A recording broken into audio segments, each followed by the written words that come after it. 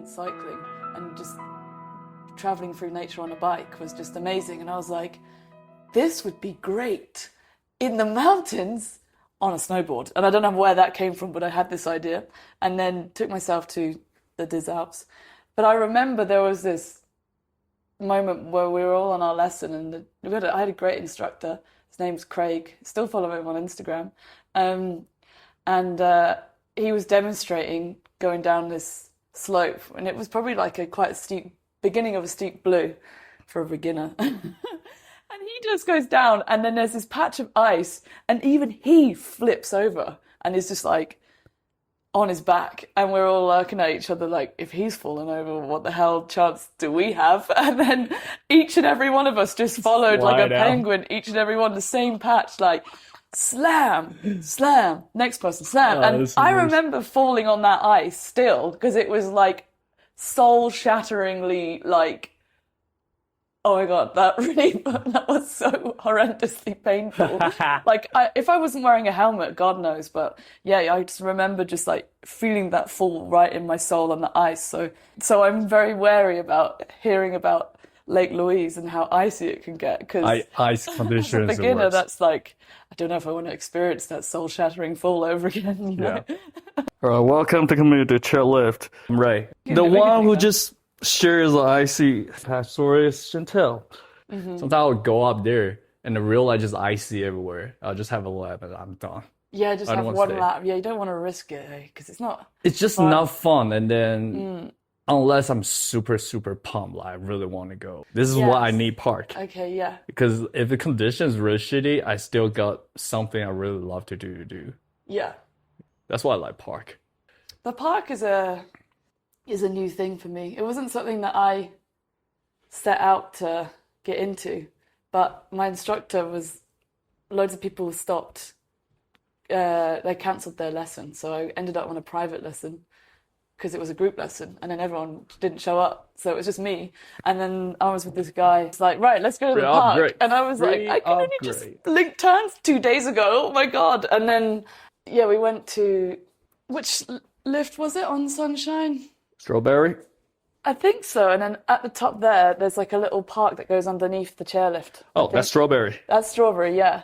I went and did that and messed up every single jump and turn and every like thing that the guy introduced me to. But I was like, I want to do it again. It's like really addictive. You kind of want to improve every time. Yeah, exactly. Because when you're, let alone going along down the mountain on a snowboard is one thing, but flying through the air on the snowboard is a totally different feeling. Yeah, learning snowboard, that stage is like adrenaline, dopamine hitting at the same time. Yeah. Like you're so addicted because is. It's scary. And you actually do it's adrenaline hitting.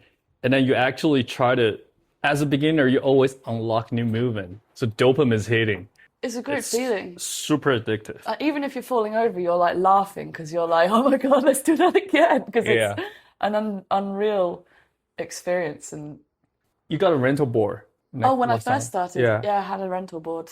True. And now I'm a local because I've got one from Rude Boys, Rude Girls. And that's a prove you're local now. Yeah, because you're a tourist if you've got one of those rentals from Ultimate or whatever. We talked about this before. And then you see people on your lesson, and then you've both got the same snowboard. You're like, you went renting it, you're only here for a day, blah blah blah, and then you don't really feel part of the scene. The worst part of that is not even the board. I hate those rental helmet. It looks so odd.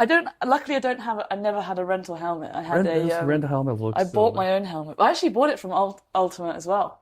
Yeah, I was trying to commit more, so I wanted to build up my gear slowly. So every time I went snowboarding, I made it like a plan to buy another piece of equipment. Yeah. All right, so at this stage, you've been riding for like what, 3 times, 4 times? 3 times in my life.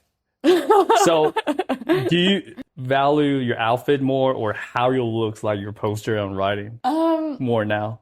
Me, I do remember, I think I borrow everything. I don't even know what to wear. Yeah. And I have a rental board, rental helmet. I don't really care. I just ride, right? Yeah. And then after first day riding, I look in the picture. Nah, I don't want to look that way. So I purchased everything right away. My board, my helmet, spend all the money.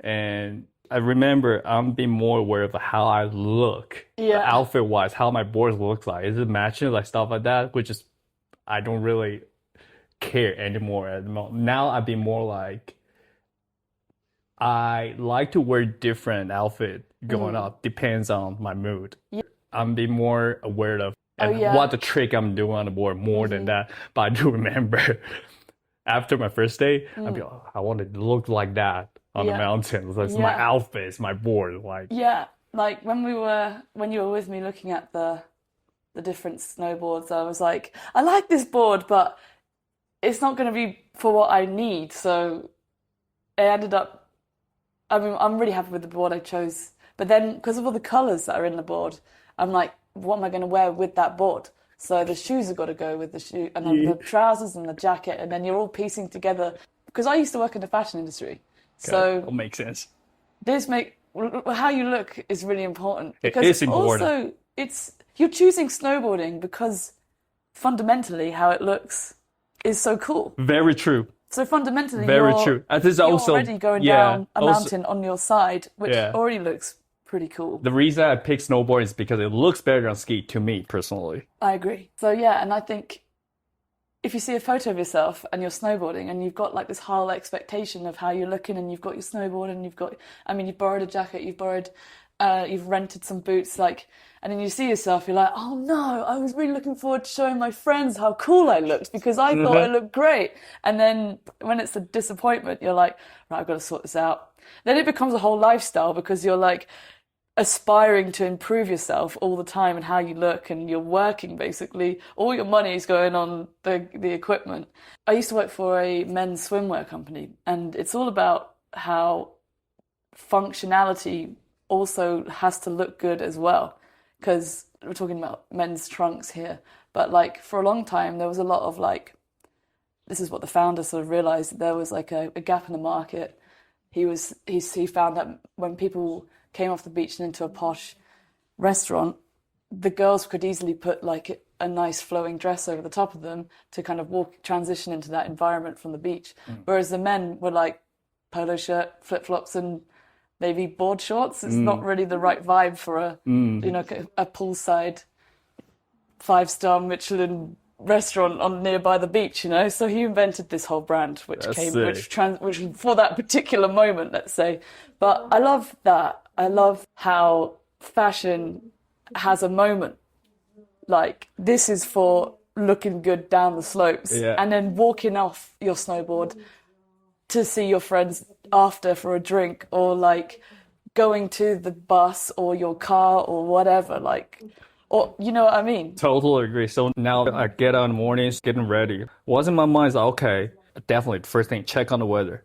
See, like, what layer should I put on?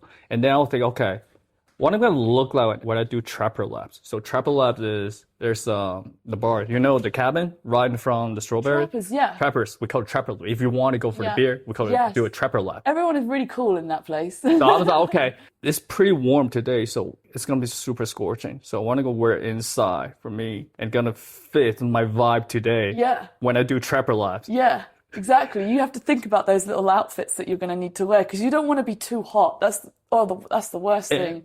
And then you're like, you got a backpack and you got to throw your layers in the backpack, and then it's not very nice to carry a backpack, and then also it just affects your stance and your mood and everything, all these things. Like, so you have to prepare from looking at the weather and what outfit and what t-shirt or what layer you're going to put with your jacket or whatever. Especially like the sport of snowboarding, we're on hill. Like, it's not 100% it's going to be right. Yeah. It changes all the time. And it changes all the time. So we really need that multi-function kind of jacket.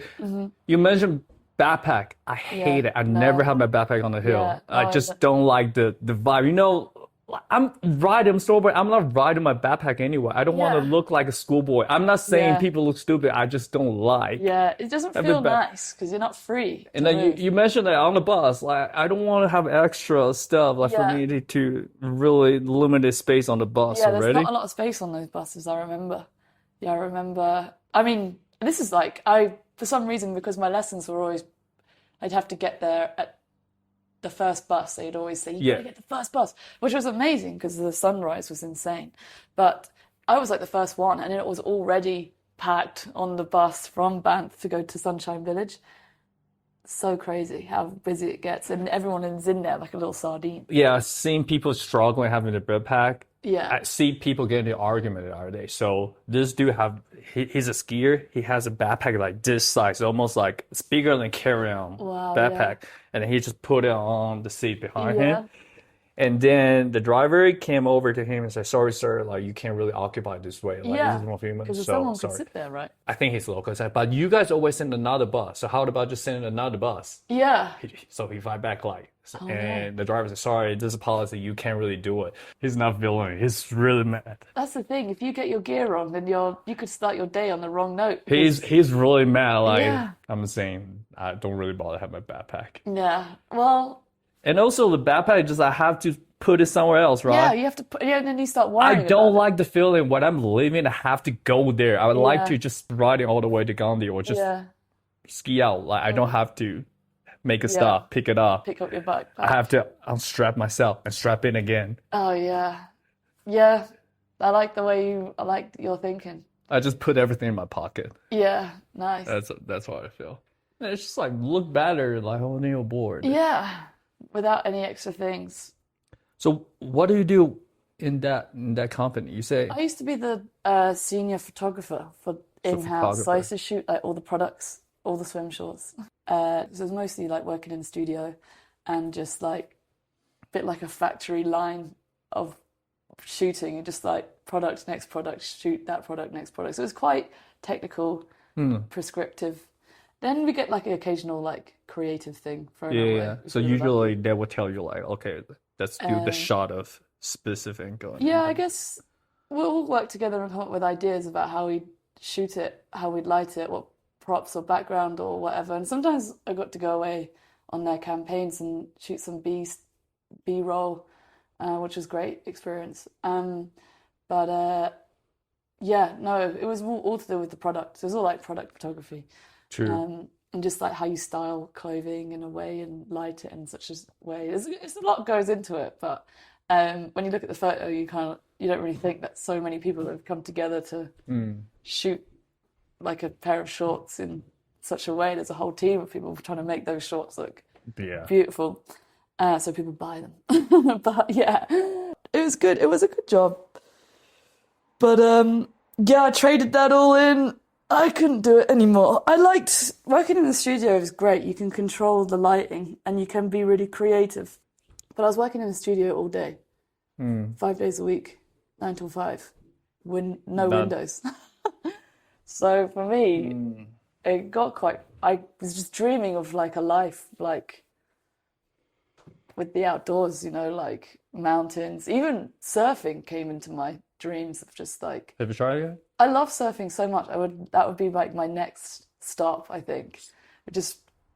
I think of just becoming like this cool, the dream of whoever wanted to be as a teenager and doing it now as a 34-year-old. Same. Yeah. Same. Yeah. Same. Like this whole sort of rat race, pursuing the city and working in 9 till 5 and getting a mortgage and getting, all these living in the suburbs and commuting to work. Like We changed. not I remember. nice. It's not Remember when good. as a kid, I always want to be a cool adult in the future.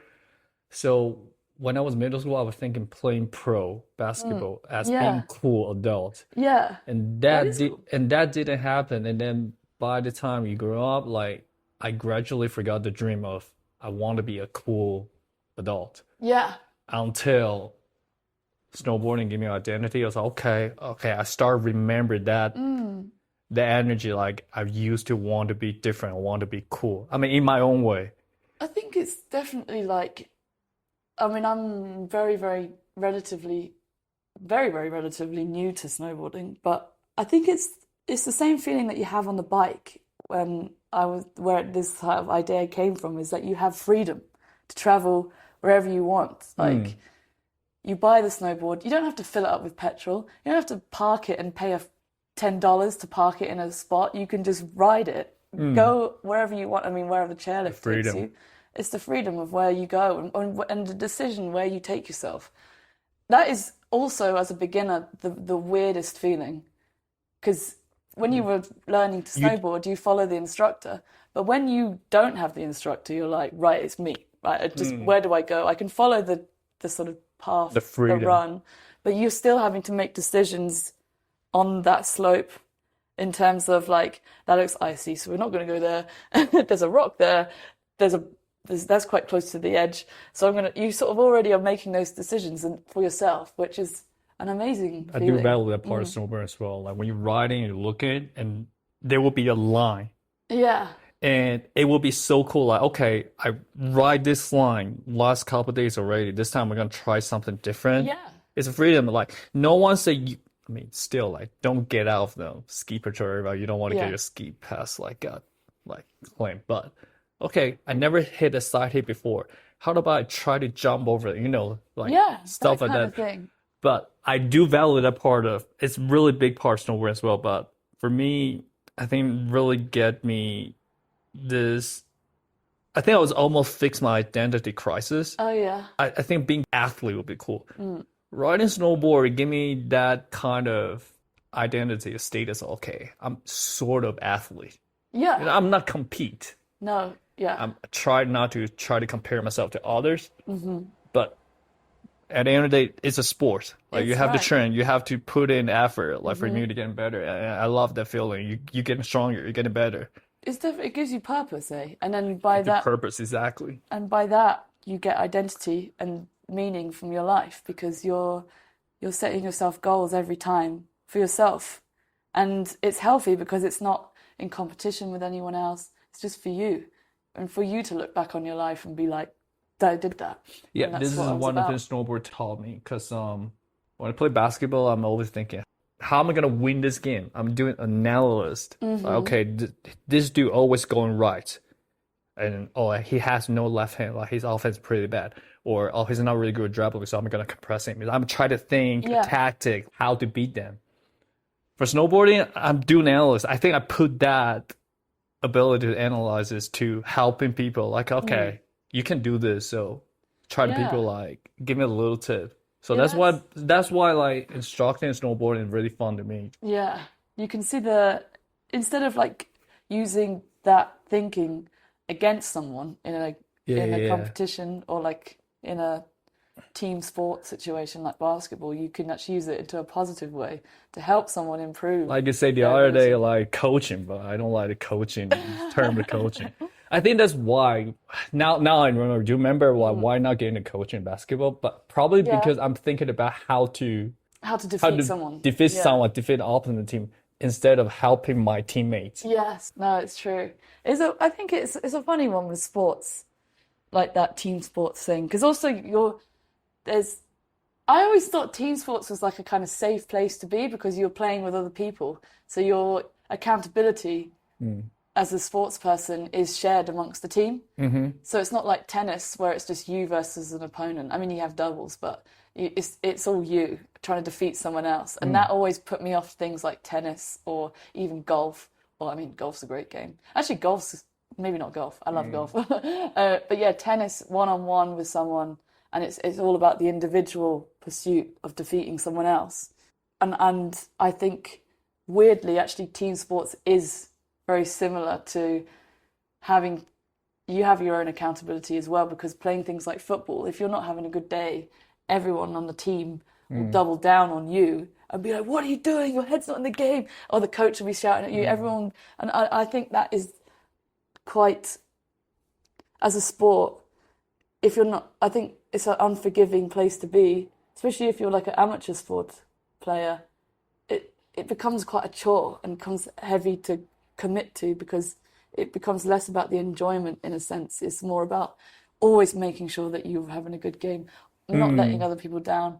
And I think that gets into a negative space. Whereas things like, I think snowboarding, endurance sports like triathlons and marathons and riding a bike, it's all part. It's more about the journey. It's more about the sort of, I think it's not about trying to defeat anything or beat anyone or be the best. And I feel like that's a very has negative connotations, whereas this is more wholesome and about yourself and your own well-being. And it's not about trying to defeat others. I mean, it's great to kind of have a competition, maybe like you have the snowboarding half pipe thingies in the Olympics, and that's an amazing thing to see. But when you watch that, no one's berating anyone No. if they've messed up. Whereas if you watch football, people are abusing the players, saying, why do you bother? It's a really toxic. I think it's also the training environment since very kid, because if you're competing in snowboarding, you probably grew up in this environment. Yeah, Like which is getting nice. W is not the only thing. Yeah. For me, riding, I can only get an L to myself. Yeah. The only thing I have to conquer or try to defeat is the version I don't want to be. Exactly. That's I don't like, I'm swinging my right hand. Like, it looks so stupid. I don't like it, so I have to get rid of that. Yeah, you're think that's improving yourself. Or and just I think, conquering the trick. yeah. Conquering the trick. And then there's that feeling of like accomplishment once you've set that goal for yourself and then you achieve it is amazing. And no one else is comparing you to anyone. You've done that for yourself, and that gives you great strength and resilience, I think, and you can apply that to so many things in your life. Yeah, I just think things in sports, it can get quite oppressively negative. Whereas this is just like, it's your key to freedom. It is. I still love sports in general. I just love all kinds of sports. Yeah, yeah. It's seeing people compete for that is such an internal. That's why watching sport is so fun, because they're competing for something, and It's true, and it is like amazing to see that passion and that like that energy and that need to win the trophy, and alongside that is like history and a moment and people all watching it together and everyone's supporting a team, and even with your friends and story behind the scene, community and all that comes with team sports, which is actually pretty amazing. Yeah. Are you still into photography? Yeah, I'm actually. It might be a cool stuff to do, snowboarding and skiing I photography. think I might have a look into it. Yeah. I think I got quite jaded with my last job. It kind of was very hard to be creative and have a lot of established like one's own. But I take photos every day just on my phone, and I really, even if it's just on my phone, I mean, I could use a DSLR camera fine, and I'm pretty knowledgeable. I understand lenses, I understand things like shutter speed and the science of lighting and all that. But sometimes it just becomes such a drag. Like you just want to enjoy like your time and take a lovely photo, compose it beautifully, put a filter on it, and upload it to Instagram, and it looks insane. I mean, just got an iPhone. I think it's 13, and it's amazing. We have a sim. I think I just have phones good enough. I would never really bother to get a GoPro when I have to set it all and make myself looking like a unicorn, or having a stick like Insta360. Yeah. Why would I have a stick? That's the very reason I don't want to ski. Yeah. I don't want to hold nothing. Yeah, it becomes a burden. I think it's true. And it kind of goes back to what we were saying with the gear and getting your gear right. Like you want to also capture some beautiful moments, because part of the reward of going snowboarding or coming to somewhere like Banff is exploring and seeing the beauty of the landscape, or like snowboarding photography, someone flying through the air majestically and capturing that split moment. What I'm trying to say is you want your gear not to be heavy or weigh you down or just be cumbersome, because you also want to enjoy your time as well. So that's why I also really respect those people I see, let's say in the park, where people having their gear and they're just being static. Like, they're there for taking really good pics. And I just respect that. They're just spending time here, seeing people snowboarding, even they know how to snowboard and just doing their job there. And you're I respect that. And actually, one of my favorite photographers is not a snowboarding photographer, but is a skateboarding photographer. Started off skateboarding, and I feel like the snowboarding scene has very similar parallels in terms of what we're talking about, what you're wearing, but also the photography and the films created around the sport. It just capturing people, even if they look great in the air or they're doing a trick or like going down like some beautiful backcountry, which is uncharted exploration, which is something else so beautiful to document. It's all part of the same sort of thing. It's just amazing to be a part of that whole lifestyle and push yourself creatively, not only in just what you wear, but also like what you capture is amazing. as a creative person, you can get a lot from this sport, I think is what I'm trying to say. And this town, I'm saying you're the right town. Like, it's a lot of really cool community here. Yeah. Let's say I saw a lot of people doing this photography.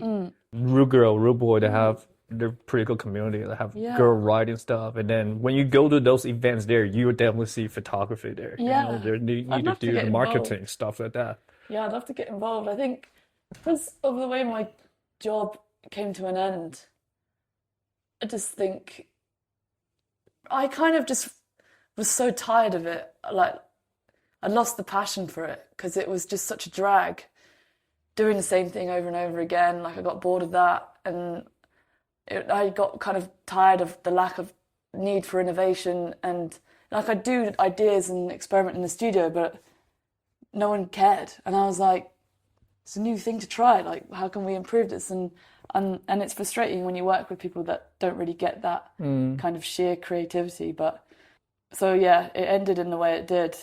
So it affected my creative confidence in a really bad way. So I'm just building up again slowly, like using the iPhone, just taking some snaps, but I think I've already been here for like 3 weeks, but even still, I'm like, it's probably about time I bring my camera out with me. I brought it with me from the UK. I've got quite a good DSLR. It's a mirrorless Nikon Z6. No idea, but it sounds fancy. It sounds fancy, but big brand. Can't not take a bad photo. Canon lenses, I guess. I used to use a Canon in the last places I've worked. I used to work in because it is the industry standard Canons. Because just generally, like if you're going to work in house in a studio, they're always going to buy a Canon, and then the next place will be a Canon, and the next place you might as well know how to use it. But I feel like it will be your weapon for sure. Because for me, sometimes I'll go up to the hill. I'm just not feeling riding. For me, I have podcast. Yeah. Thought about to do a podcast. Yeah. With my friends up there. I just realized not a good thing for me because I couldn't really find a good spot to do the pod. Because the noise, like the condition. I don't want to lose a mic in the mountain, stuff like that, like gear wise. But for you, sometimes it will be a day you walk up, it's your weekend. Yeah. And you're just not feeling it. You don't want to do it. Yeah. You can just grab your I camera, wake up go like that there. every day here. I feel like I wake up exhausted all the time. I think it's the altitude. I'm probably still getting used to it, but I wake up like, tired. And then I get out there and then I'm like, oh my God, I'm so glad I came outside. This is also, I would talk about this athlete mentality. Why snowboarding made me feel an athlete. I wake up tired. I'll tell myself, Ray, you're fucking snowboarding. Get out of there. Like, just do something. Just at least one lap. Exactly. And I'll just get up there. That's how I make it. Oh, I still can't believe I do 130 days. That's crazy. Amazing. Yeah. I don't even know how I managed to do it. I wasn't expecting that much day because there will be a day where I say, okay, I will tell myself, okay, rest. Resting is part of snowboarding. Yeah. So just don't go up. Exactly. But you can have a resting day still up there. It'll be super awesome. It is amazing. It's so. I think that's it. You can just get involved into the whole magic of it in so many different ways. Like even like if you look at the snowboard. Yeah, let's talk about your new board. The design on it is beautiful as your well. very first snowboard. Amazing. Yeah, it's an amazing. I'm so happy I've got one. Capita. Reminds me of the time when I first bought my first road bike, or my first decent pair of running trainers, or my first like wetsuit for a triathlon. It's like it's yours. You own it. You're gonna take. And you look back on that piece of equipment, like your bike or your snowboard or your skis or whatever, and you remember and you go, that came with me here and here and here, and it's like your buddy. Fun fact, my Google photo, the snowboard will pop out as my first board all the time. Like the board I have the rest of my life, like my second board, third board, fourth board, it's not as much photo as it. I took a lot of photo of my first board. I took it when I was in the room, when it was on the hill, when I was walking with it all the time. It's amazing. It's like an achievement. Is it still growing on you? I love it. It grows on me even more. I was just thinking about it, like, because I mean, I really like the enchanting design of the mushrooms, and then if you look carefully, there's like some sparkles in there, when it catches the light, which we didn't really realize. We didn't know at the time. And then also in the design, there's this little raccoon character in the mushroom. This is highlight. I like raccoon. He's like a little ninja. So Canadian as well. I mean, not a bird that like Ontario, but it's really Canadian vibe as well. With the sort of little raccoon. But I think before this, I was really into samurais. because I felt so defeated when I left my job. I found myself looking to the idea of like a samurai who had to show up for battle but would ultimately have to lose. But losing with dignity and honor is something that a samurai would always have to do in their sort of looked at this little raccoon and his little look that he's got. He's got like a little cape on and he's got like a little spear or something and he's like exploring this mushroom world on the snowboard. I saw the little samurai raccoon guy who was exploring in the board and then it's the freedom and he's like, you know, he's a little independent guy. He doesn't have like, you know. Good heard that. Yeah. Because when we're the Root Girl, or a Ronin, let's say. like, do you remember that pink world? Like pink one with the ride on it with the green alien. Yeah, I love that. I thought you saw that. I thought you probably just picked it right away. Yeah, I really wanted that. I love that board. That board's so sick. Yeah, except for it was more for the park, they said, which wasn't something that I was going to prioritize. So, but this Capita one seemed to sort of fit the all-round experience of park and riding and even a little bit of powder as well. All right. So when we're there at Root Girl, like, I forgot her name, but she's super helpful. Like giving us all the info. I fucking love that because I'm also learning as well. Okay. So when she was like giving me all the information, like, are you actually paying fully attention what's going on there, or you just still like, okay, this board doesn't look good on me? I don't know. I think there was times where I was like, it's not like the pink one with the orange, the green alien in the middle. I was thinking, because I've got these gloves and they're pink and it would match. You know? And then actually I was like, but there's no point because it's like that functionality as well you need to consider as well as something looking good. Because if you haven't got a board that fits your needs, you're not going to look good and you're not going to feel good. Mm-hmm. So you have to choose a board that also fits your needs. And then I realizing that this board was growing on me and I started to see things that I hadn't noticed before, like the little raccoon. Even on the back of the snowboard, there's like little mushrooms and trees, and the illustration's just gorgeous, and the colors are amazing as well. Like it's got this orange and beige, and weirdly, it didn't really matter so much about it not being pink and matching the gloves because we would have made it work. We would have made it work because it fits perfectly. Like when I'm picking my board, I have zero knowledge of snowboard whatsoever. So I went to the shop. I saw kind of beginner. That's it. Yeah. And then he picked a board to me as a Capita. And I look at the board and it's like, I don't like the design. But I was like, okay, if it's good for beginner, then I'll take it. Yeah. So I've been riding. Same, it's growing on me. I feel like once you own it, it starts growing on you. Yeah. And what it did was, okay, the board is in this colorway and this vibe. So I'm starting adjusting my outfit a little bit on it. Yeah, I was really aware of what to wear in the first season. And last week when I was with you at Root Girl, I was thinking about like what I was thinking when I first have the board. And do you remember I told you like at this level, I'm not judging you beginner, but at this level, it doesn't really make. It's true. Yeah. It will definitely feel different on different board. But I don't think a par board or a carbon board or mountain board will really make a difference. So I was nonstop telling you just follow whatever. Follow your instincts. Like if you love the design, now I'm looking back, like Ray, just pick the design you like it. It's not like I don't like the board. I still love that board. It's really growing on me. And also here's the thing: once you really getting better at snowboarding, I feel like that board looks better. That's right. Yeah. And then that's why I started thinking, okay, maybe I probably need to look better, like working on my outfit, because now I can really ride. Yeah, exactly. And I think that's also part of the journey. Like, you kind of reward yourself with new pieces of gear, like as you go along. Well, for me, like every time I went snowboarding, I'd buy like a new helmet because I'd have to rent it before, for example. So it was my helmet. And then, you just start improving. Like, you know what? Now I've been riding a season now. I kind of like the park, like in your example. And then, therefore, your direction of how you look, what board you choose next. The better rider you are, your journey. The more valuable you are to invest in the money on. Right? I'm actually a rider can actually tell I can ride parts. So that's the time, okay, I probably give myself a Yeah. park board, you know, a second board. Exactly. Well, I look forward to my next board already, but I should probably should do a few runs on Yeah. this bad boy before. Oh, I miss snowboarding already. Yeah, I'm really keen to get going. Because that's why we're here. Exactly. Snowboarding is the reason I stay here. If it wasn't snowboarding, I left already. Exactly. I don't know how people do it if they're not snowboarding. What are they doing? I mean, the hikes are amazing, and you can cycle. But It's really long winter. Yeah. Topic of not judging people. This is one of the topic I'm dealing with myself personally. Mentioned this on podcasts before. I was judging people. How do you guys not snowboarding or ski in ski town like this? I'm judging them. Like, how boring you guys are. Yeah.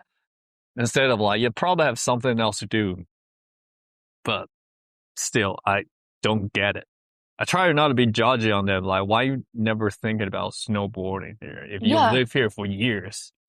It's really hard not to judge, I think, because but some people, I guess it's the thing. Like, I think there's a bit of like, this is a weird analogy, but I think so. Back in the UK, there was this TV show where they get these celebrities to do Winter Olympic sports, and then the skeleton, and they go on the like sledge, and then it's like in a tunnel of ice, and they go down, and they're lying on their back, and they're just using their body weight to get around the ice slide. Yeah. Some people are like, come on, let's go. I want to go do it. It's going to be amazing. Some people are just like, this is hell. This is horrible. I can't. It's like, I guess it's that sort of, but it's also the same sort of feeling that you get used to when you first start snowboarding. Like I was saying before, you're getting used to that sense of freedom, and it's just you and the ice.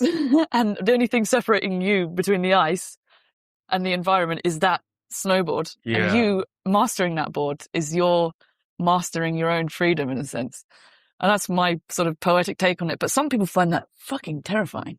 And maybe I find that quite sad for them at the same time, that they haven't been able to get over that. I will say, fear. I think it's where you put your attention on. If you spend attention on consequences, that's the result, the fruit of it. Like, we probably think about, we're going to look good. It's snowboarding. We saw the outcome. Like, okay, we might look like that one day. Yeah. So we're looking forward to it. Some people will be put, oh shit, I saw people break his shoulders or being injured before.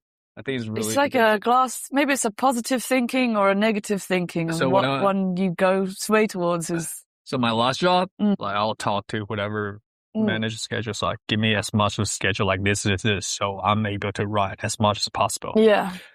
And my manager will be like, Ray, like, be super careful. Like, snowboarding is a really dangerous sport. So please don't be injured. Like, please, like, it's really dangerous. There's a voice telling me like, hey, you never snowboard before. How do you know it's dangerous better than me? I know there's a risk. Yeah. But you walking on the really icy street is coming with a risk as well. Exactly. Like, how can you tell me it's really dangerous if you never tried it before? Exactly. It's sort of like your opinion doesn't really. It's so funny because you're using a boss to say this to you, and they're in a position of authority to tell you this because they're probably worried that if you show up at work and then they have to pay for your day off. That's what their attention. That's what they're worrying about. Yeah.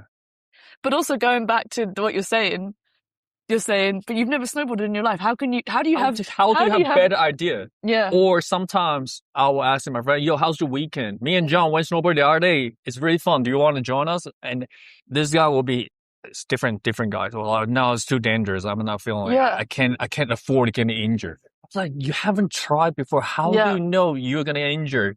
Exactly. And you are going to get injuries. And that's part of, like you say, being an athlete, being a sports enthusiast or a sports person, is that injuries are going to be part of the journey. And that reminds me of the time, even when I was playing a lot of football back in the UK, because that's our national sport. One time I was just standing on the edge of the pitch and a loose ball just hits me square in the face, knocks me out. I get knocked out. I'm like, I wake up and I'm like on the ground, and then all these people around me, and I'm like, hell of that, what are we going for? What time for dinner? And I'm like completely lost. where I was, and then went to the hospital and all this, and then I had concussion, so I called up to work the next day. I even spoke to the doctor, and they're like, yeah, you need to be written off for a week. I had a doctor's note and everything. HR were like, why were you playing football? Why were you playing football? And I was like, you own my ass between 9 till 5. That's in the contract. What happens outside those hours is none of your business. Yeah. Okay. Because you don't own my ass. Totally. If I was playing football at work and maybe I got hit, that's a different story. But if you're playing for a sport, like actually, for instance, I know a lot of NBA players, their contract comes with like, if you can't really go snowboard whatsoever, like in their contract, because they can't afford their asset, right? You sign a contract. Yeah. That makes sense. Yeah. But for the example I just say, that dude actually played basketball as well.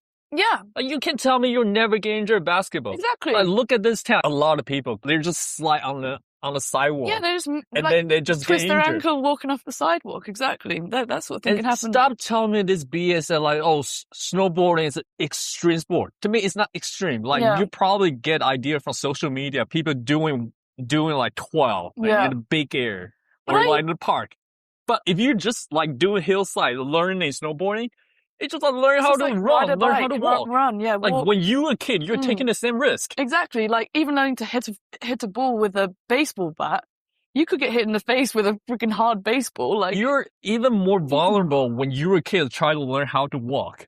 Yeah. Because you can't say your parent is a professional walk instructor, right? Yeah, I suppose they are your parents. But I think it's also this is where you get all sort of like smoking area, psilocybin sort of bigger picture chat right now. I mean, I'm talking to you, having a few cups of tea, but I have this sort of theory that they don't want the system, the matrix, the 9 till 5 system doesn't want you to be snowboarding because that sort of activity makes you start questioning the whole construct of having a job, working for the man, getting mortgage, getting tied down with the family and all these duties, which is basically, I think, like massive. I heard massive oppression. I'll say I agree, but I'm still pondering this topic. I heard this quote yesterday. This dude said the system of school is a system killing our imagination. Yeah, I agree. So I think I have to take responsibility. I gave up the dream of being a basketball player as well. I used to blame on my parents. The reason I gave up just because my parents said, no, you're supposed to study. Yeah. You're supposed to blah, blah, blah. But it's really their problem. Yeah. It's probably the system. Yeah. They're being educated. That's the only way to have a life. Yeah. I mean, they grew up in eras like harder to. And also maybe it's a naivety that of our parents' time to be like, because mine were the same, go to university, get a job, and then you're set for life.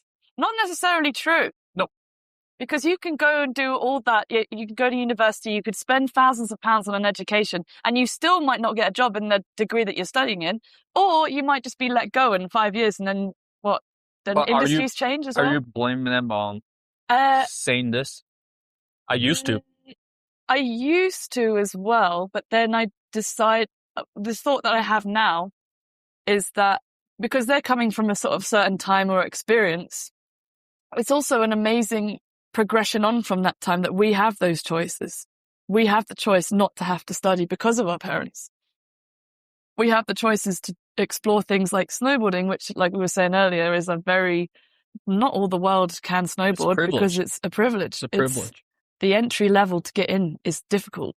There's a high barrier to entry because of the costs and the access to the environment that allows you to do so. So thanks to our parents, we've had these choices to pursue a life which isn't like a slog and showing up and just, obeying the man. We have the choice not to do that. And also I'm being even more than grateful that actually happened to us. I think that's probably one of the reasons we fucking love life like this. Yeah. Because we suffered. Yeah. Been through that. Exactly. 9 to 5, like you say, you're really exhausted from your job. I did, yeah. It was hard. And I wasn't even exhausted from that. I was just doing it and I thought I'm having a good life. I thought I'm thriving. Yeah. Until I took this decision. Yeah. Okay, I'm going to try something new. It was scary. I had to give up whatever I built. I was even blaming for God or life, like why I have to start it over. Mm-hmm. But I just realized if I didn't give up this won't happen. Exactly. And also, no one really tells you how difficult that really is to have that moment of crossroads in your... For me, this happened when I was like, I mean, I'm 34 now, probably in the last 2 or 3 years. So that's 15 years of building an empire, let's say, a career, a structure of stability around myself. And that's a metric. So and school, we're talking about like telling us to do. And society was rewarding me for that, but deep down I was unhappy. And then a window just came free where I was like, you know what? I'm going to try it. What do I have to lose now? Because I've pretty much lost everything. Like, I've been let go from my job. Like, I don't have my house anymore. I might as well just start again in the way that I've always dreamed of, which is taking buying a plane ticket to the mountains. Yeah. And we're so trapped in this hustle culture. Yeah, still. And I noticed it in Banff still. What you say earlier, saying like we try to build something, the empire, the life, we want to do it. Mm-hmm. And we do it. So it's like, I do it. Yeah. And it's also when you say open the window, sometimes I shouldn't take 100% of the credit. Sometimes it's just because the door's open. I didn't do nothing. Yeah. I decided to go through that door and this happened. I shouldn't take 100% credibility like, oh, I built the life I have. I built this. Yeah. I can't really tell myself no more, Ray, you hustle so hard. You work so hard. Mm-hmm. You're so whatever, blah, blah, blah you did. It's just because whatever happened and I decided to go this way and this happened. That's it. Yeah. I think you put that beautifully. It's exactly, you're talking about fate and like a moment, an opportunity coming your way that means you can just, like a bit like The Matrix.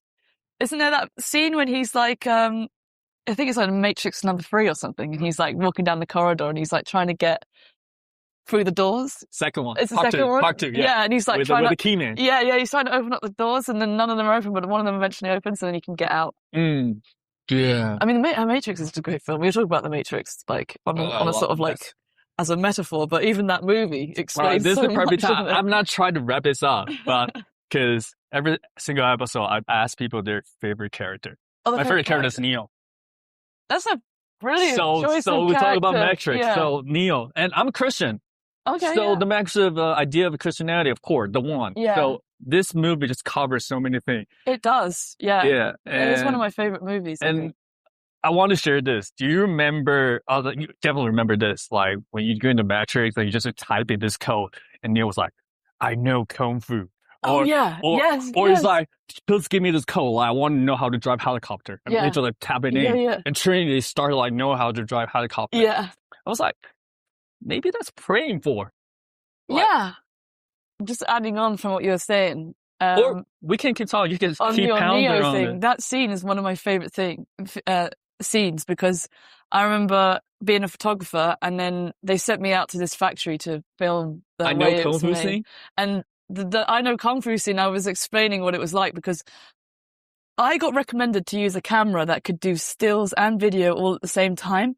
However, the interface at the back I'd never seen in my whole life. So I remember getting on the plane and I downloaded all these YouTube videos of how to use this camera and watched it all on the plane, got off the plane and I was like, I know kung fu, which is basically that scene from that movie because that also is amazing because I feel like that has inspired me to just, if you apply yourself to anything, you can just read something and you can just download that information and put it into your brain. And I think that's what's amazing about the internet.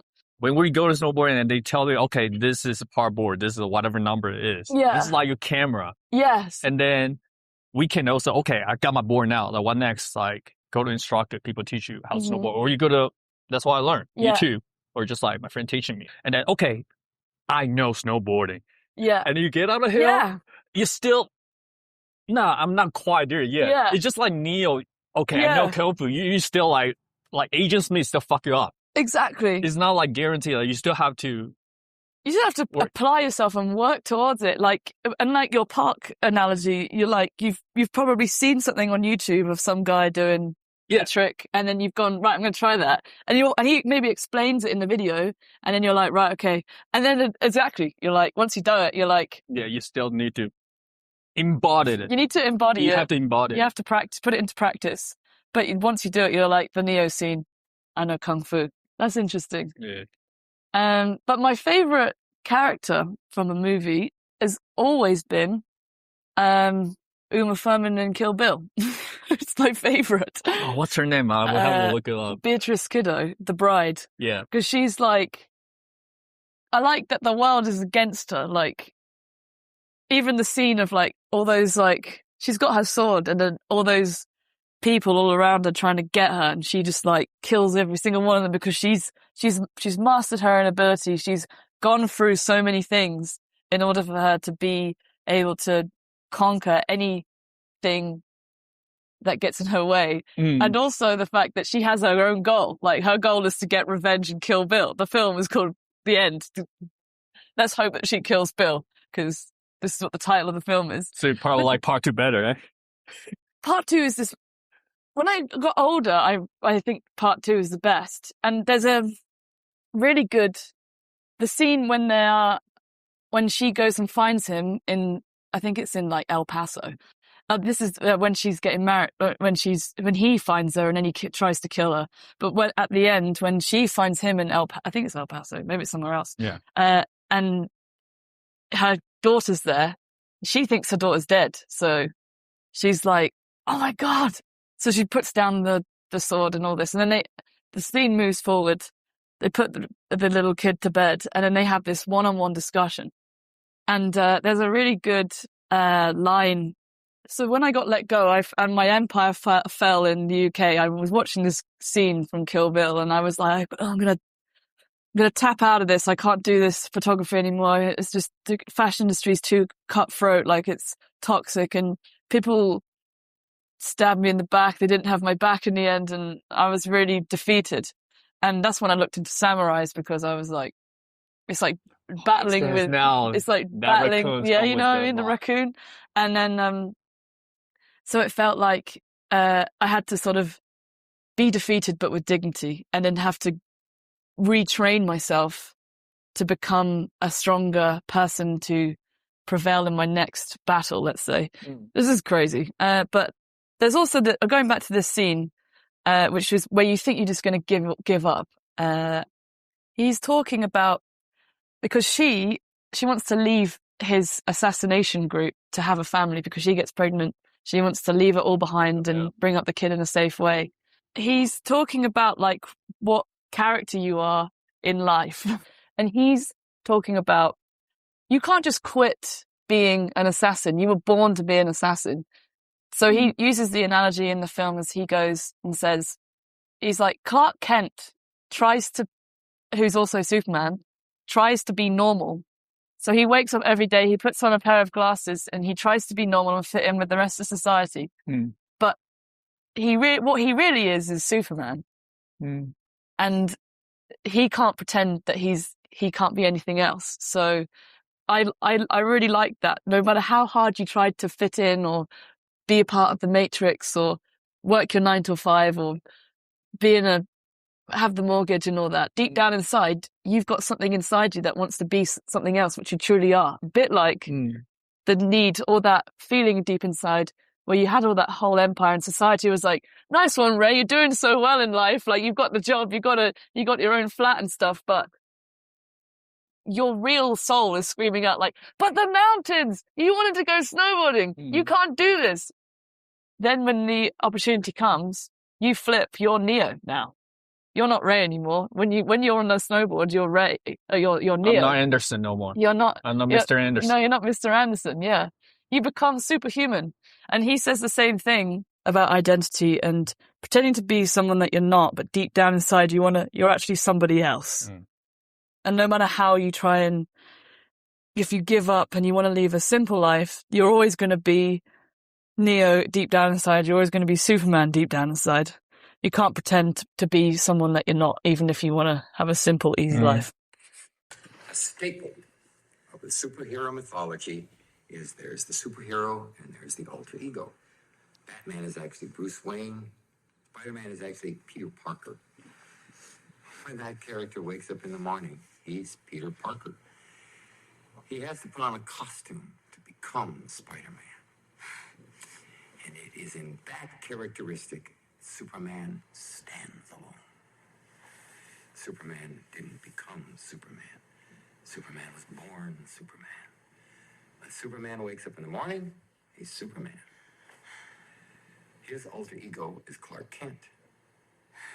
His outfit with the big red S.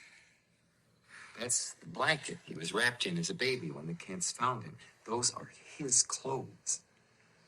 What Kent wears, the glasses, the business suit, that's the costume. That's the costume Superman wears to blend in with us.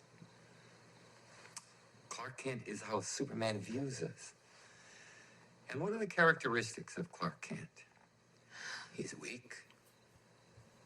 He's unsure of himself. He's a coward. Clark Kent is Superman's critique on the whole human race. Sort of like Beatrix Kiddo and Mrs. Tommy Plimpton. So, the point emerges. You would have worn the costume of Arlene Plimpton, but you were born Beatrix Kiddo. And every morning when you woke up, you'd still be Beatrix Kiddo. Oh, you can take the needle out.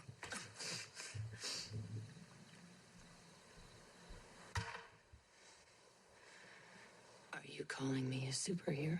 I'm calling you a killer. A natural-born killer. You always have been, and you always will be. So yeah, no matter how hard you try to be average and fit in and blend in, deep down inside you are always born to be who you really are, and that eventually comes out. And when the door comes, it comes, and it's just so easy to take because it's what you're meant to do. Another thing pop up in that dialogue. Oh yeah. He mentioned alter ego. Yeah. So that makes me ponder if it is ego for us to tell ourselves like, you are Clark, you are not Superman. Like we decided with my ego, like I chose to be the way I want to be. Mm-hmm. Or like her, I chose to be a normal person instead of I'm a killer. It's the ego, like it is, right? Yeah. It is. It's a good thing to think about because, I was this. There was a lot of things when I look at that, like I said, with the sort of matrix fitting in. Society was rewarding me for slogging it, trudging for a 9 to 5, settling down, planning for a family. Deep down, those things were. Everyone was like, "Great, amazing!" Like everyone was loving it. It was likable.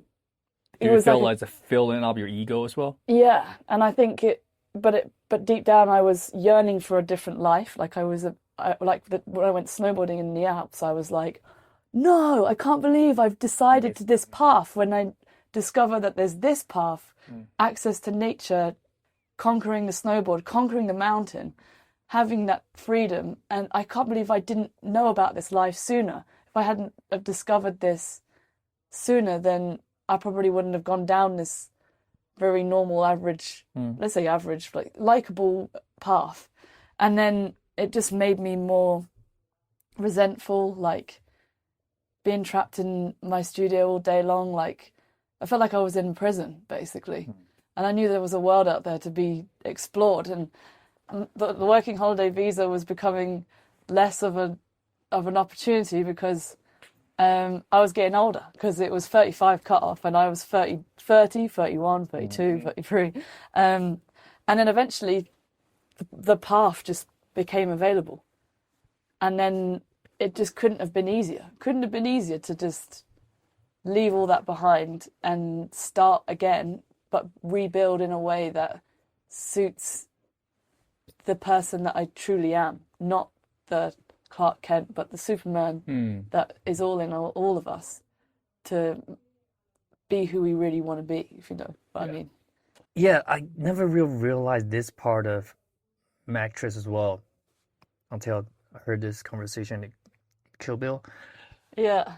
Neil is Mr. Anderson. Yeah. The Matrix, 9 to 5. Yeah. Normal people. Yeah. His ego was like, this is right. I'm doing this. And it's also in the mastery. He's able to access the code. I know Kung Fu. So I always forgot this part. Like, I thought, okay, Neo is only Neo in the Matrix. I totally forgot he's become Neo in the real world. He has to become Neo. Even in the reality, he can do whatever he's doing in the Matrix as well. Yeah. So I think is when we start aware of whatever you're talking about, oh, there's a deep inside me yelling, like, oh, let's say your soul. That's where you put it, right? That can actually bend the reality. Yeah. Just because you start aware of it. And to me, I think I have the same journey with snowboarding. Yeah. I didn't know snowboarding thing when I moved here. I don't know if it's just a door open to me. The soul of snowboarding just opened the door to me. Yeah. Because I moved here with I was in the valley. Like, just like down. It's like tearing part of my relationship, like whatever the career. I just quit my job on. And then moving out here is like, okay, I have a gap year here and then getting introduced to snowboarding. It's just like, I didn't chose to be, okay, I quit this job. I don't want to live as an extra no more because I want to be true self of snowboarding. Yeah. I didn't know that. Yeah. And until I'm doing this, and it's actually been the reality. Now I'm looking back to that period of me. It's same me. I'm pretty sure Dad Ray would know how to snowboarding as well. Yeah. Able to learn snowboarding. Yeah. But he couldn't do it until he started aware of having the courage to take the red pill. It's exactly that as well, isn't it? It's that famous scene when he says, because Morpheus shows him the truth. He's like, you have a choice now, Ray. You could go back to your life, working in that job after a year.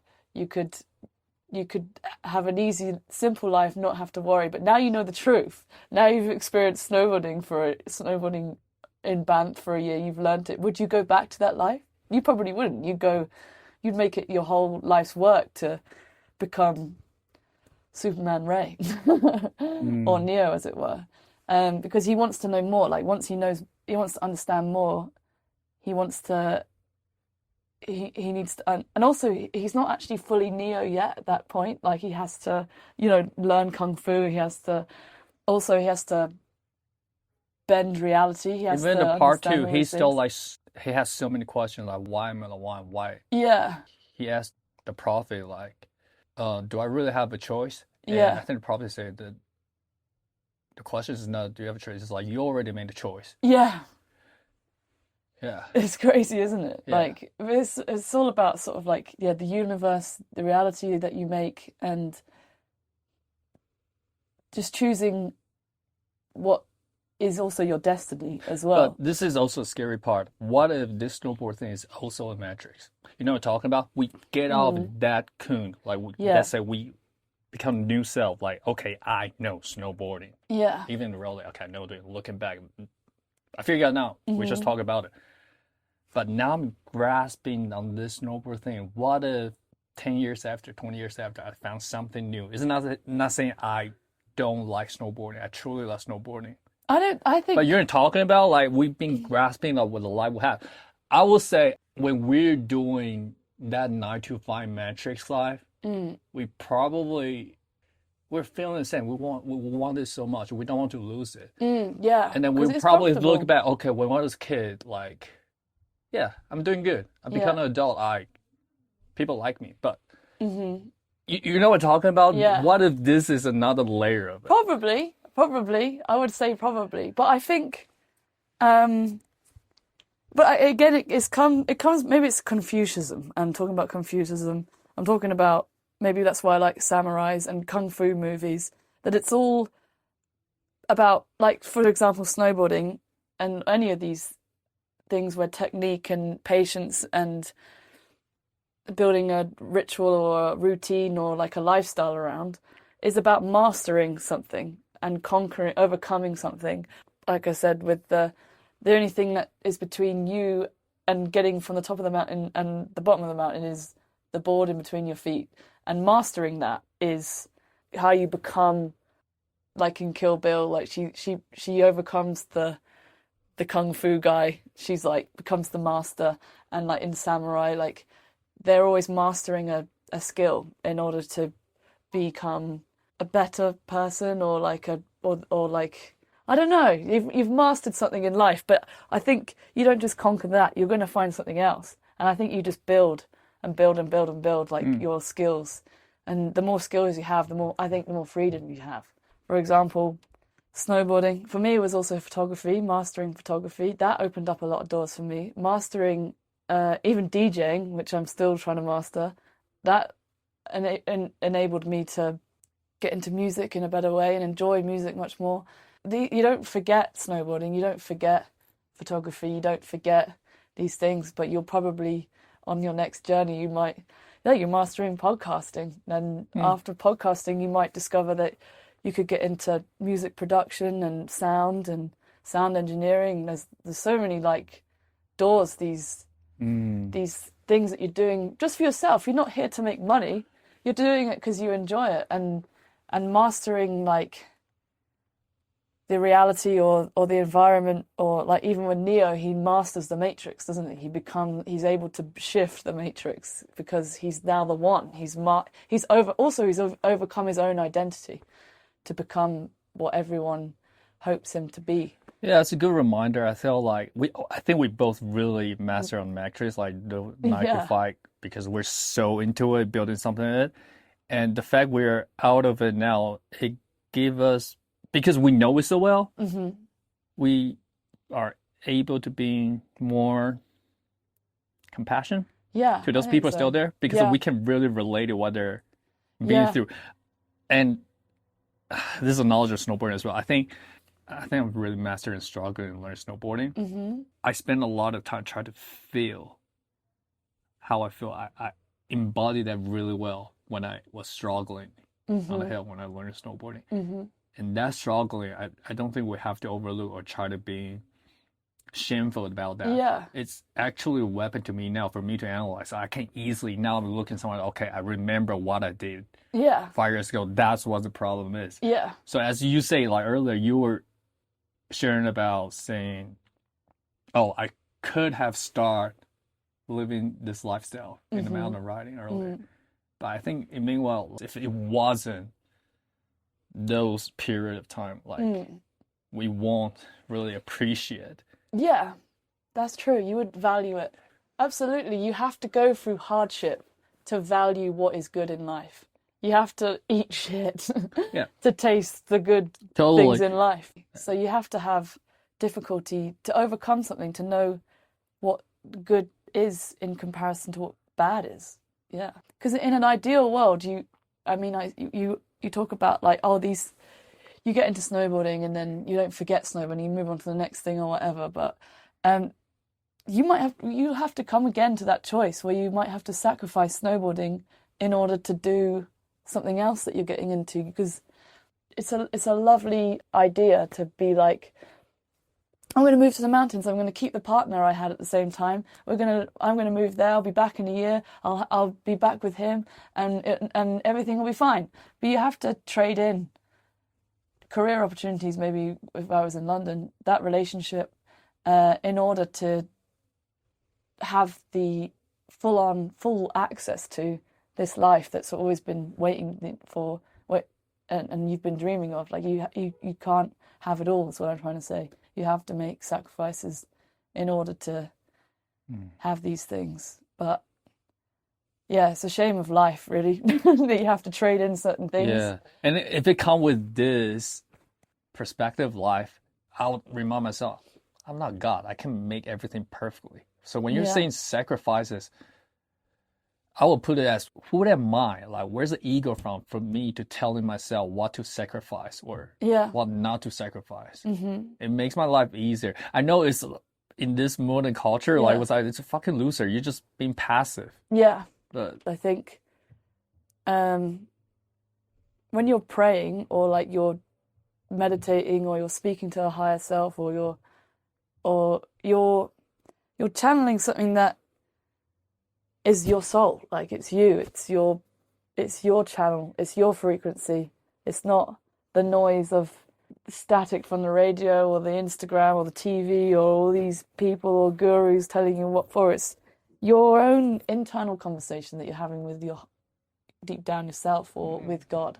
So it's important to have that channel to something else that is bigger than yourself, I think. Because I think otherwise you go down paths that take you away from being Superman, takes you away from being Beatrix Kiddo, it takes you away from... But it's hard and it is difficult because I think when I talk about sacrifices, most of the time it's having to let others down because you don't want to let others down because you love those people. So when you make a sort of choice to go down a certain road and you have to disappoint people like an old boss or an old relationship or your family or expectations of you that aren't really where you want to be, letting those people down is very hurtful. But in the end, if they really love you, they want the best for you, so they have to let you go as well. Yeah. Damn, that's hard. It's hard letting go. Letting go is really hard. I think it's the hardest thing I've ever experienced. Letting go? Letting go, yeah. Is it letting go harder or trying new things? Letting go. Trying new things is easier than letting go because for me, I haven't got the knowledge yet to understand like the risks, let's just say, or like as a beginner, you have a beginner's grace. Like you're allowed to make mistakes. You can play. You can be rubbish. You can be crap, and it doesn't matter because you have to let go. You have that reason.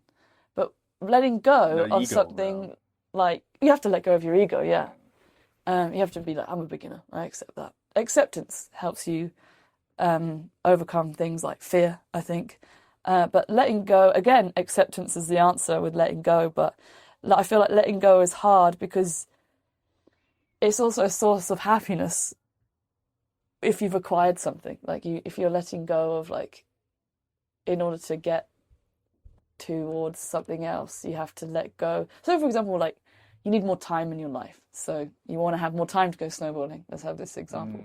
So you might have to let go of maybe going to the pub to spend time with your friends there because you don't want to have a hangover to go snowboarding the next day. You might have to let go of that. And that might mean you're a bit more lonely because you're not part of that group of friends anymore. That could be an example of letting go. And that's hard because you enjoy going to the pub at the same time, but that is hard. Or like, for example, in being in Banff, like you work 3 jobs and you need the money, but you want to go snowboarding. So you're going to have to accept that one of those jobs is going to have to go. You're going to have to let go of one of those things. And you might really enjoy it, but the other 2 jobs work better for your time so you can go snowboarding more. They have to accept that you might not have the same amount of money, so you'll have to, Is this the purpose motivating you to doing that? For instance, snowboarding is a strong enough motivation for you to let go of your previous life. Yeah, I think so, because I think if you fast forward, I always think it's the deathbed analogy. So if you fast forward to when you're like, you put yourself in the future. 102, let's say, God bless that we all live to 102, and we're on our little sort of rocking chair and we're looking back on our lives.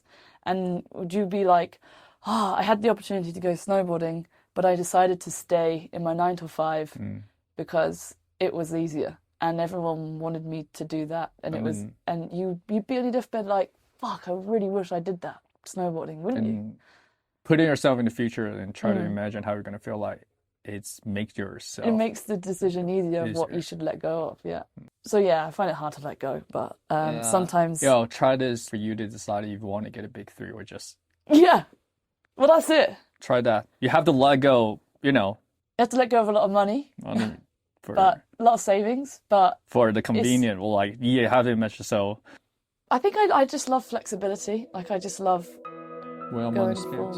I think it'll be well money spent. Yeah, 100% flexibility. Good chats. Easy.